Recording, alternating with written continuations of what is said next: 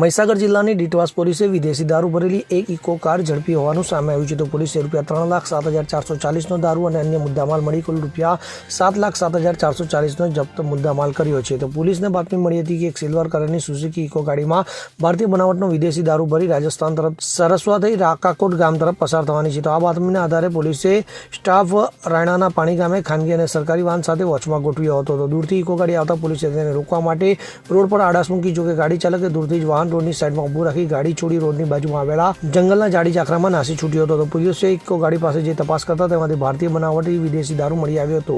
ગાડીને પોલીસને જાપ્તા સાથે ડીટવાસ પોલીસ સ્ટેશને લાવવામાં આવી હતી. તો વધુ તપાસ કરતા તેમાંથી અલગ અલગ બ્રાન્ડની નાની મોટી કાચની પ્લાસ્ટિકની બોટલો, ક્વાટરિયા અને બિયર ટીન મળી કુલ 942 નંગ દારૂ મળી આવ્યો હતો, જેની કિંમત ₹3,07,440 થાય છે. તો દારૂ અને અન્ય મુદ્દામાલ મળી કુલ ₹7,07,440નો મુદ્દામાલ પોલીસે જપ્ત કર્યો છે. તો ડીટવાસ પોલીસ સ્ટેશન ખાતે પ્રોહિબિશન એક્ટ હેઠળ ગુનો નોંધી કાયદેસરની કાર્યવાહી હાથ ધરવામાં આવી છે.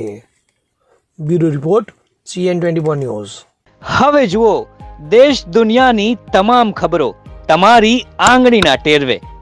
ઉઠાવો મોબાઈલ અને ગૂગલ પ્લે સ્ટોર પરથી ડાઉનલોડ કરો અમારી CN24 ન્યૂઝ મોબાઈલ એપ.